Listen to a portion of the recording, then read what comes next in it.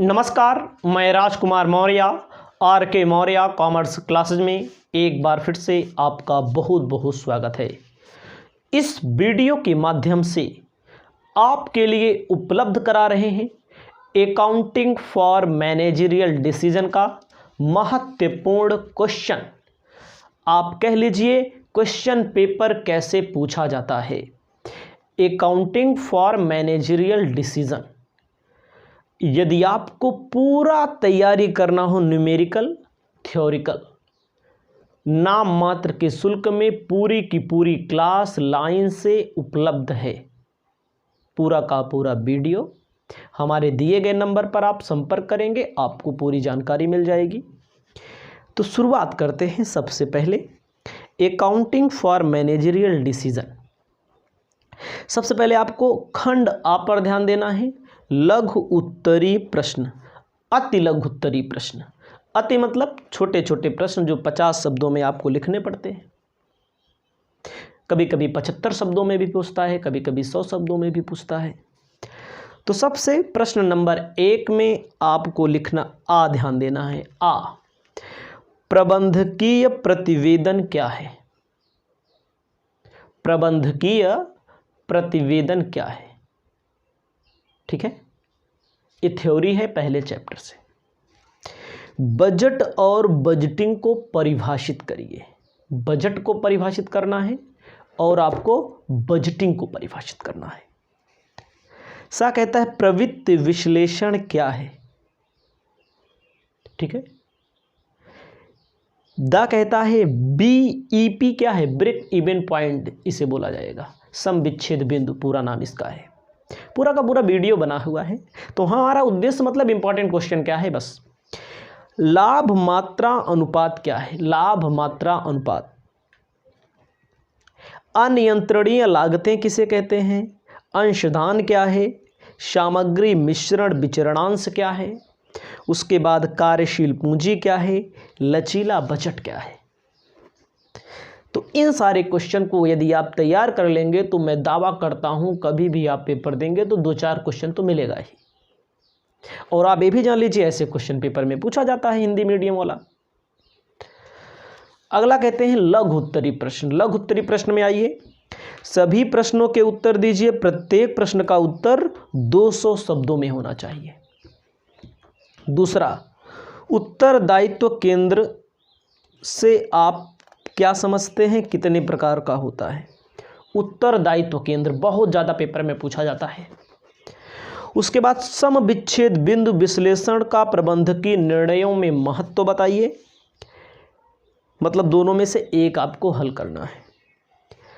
तीसरा number question कहता है कोष प्रवाह विवरण की मदों को अंकित करते हुए एक प्रारूप प्रस्तुत करिए। कोष प्रवाह विवरण की जो मदें होती हैं, मदे मतलब कि कोष प्रवाह विवरण में यहाँ से न्यूमेरिकल क्वेश्चन आता है। देखो ये प्रारूप पूछा है। कोष प्रवाह विवरण में जैसे change in working capital, fund flow statement बनता है, पूरा उसमें मद क्या क्या लिखा जाता है उसको करना है। जब आप न्यूमेरिकल वाली वीडियो पढ़ेंगे तो वहाँ पर मिल जाएगा आपको। समझ लीजिए। उन अनुपातों का वर्णन कीजिए। थ्योरी भले है, न्यूमेरिकल का पार्ट है। उन अनुपातों का वर्णन कीजिए जिन्हें आप किसी फर्म की लाभदायकता परीक्षण के लिए, मतलब लाभदायकता अनुपात, लाभदायकता अनुपात मतलब इसमें पूछ रहा है उन अनुपातों का वर्णन कीजिए जो किसी फर्म के लाभदायकता अनुपात के परीक्षण करने के लिए काम आता है। जैसे सकल लाभ अनुपात, शुद्ध लाभ अनुपात, ठीक है, ये सारी चीज़ें वो लाभ अनुपात आते हैं। ठीक है, व्यय लाभ अनुपात। उसके बाद आता है चौथा नंबर प्रमाप लागत विधि क्या है? प्रमाप लागत विधि ऐतिहासिक लागत विधि में अंतर बताइए। ठीक है, ये आपका हो गया इतना। मान लीजिए समझाइए कि लेखांकन निर्णय लेने में कैसे सहायक होता है। न्यूमेरिकल बहुत महत्वपूर्ण क्वेश्चन होता है, इसको भी आपको ध्यान देना है। न्यूमेरिकल रहेगा तो थ्योरी भी आप लिख लेंगे, थ्योरी रहेगा तो न्यूमेरिकल, दोनों तैयार करना पड़ेगा आपको। अगर दोनों नहीं तैयार है तो आपका तीसरा क्वेश्चन छूट जाएगा और आपका नंबर कम हो जाएगा। 5वें में आइए, विनियोजित पूंजी और विनियोजित पूंजी पर प्रत्याय का निर्धारण आप कैसे करेंगे? ये भी न्यूमेरिकल का ही पार्ट है। भले थ्योरी लिखा है विनियोजित पूंजी और विनियोजित पूंजी का प्रत्यय का निर्धारण आप कैसे करेंगे। अथवा मान लीजिए वो नहीं आता है तो आ जाइए, प्लास्टिक टब निर्माण में संलग्न एक कारखाना 40% क्षमता पर कार्य कर रहा है। प्रतिवर्ष 10,000 टब उत्पादित किया जा रहा है। एक टब के लिए लागत का वर्तमान विश्लेषण सामग्री एक टब के लिए 10 रुपया, श्रम 3 रुपया, उपरिव्यय 5 रुपया, 60% अस्थायी है।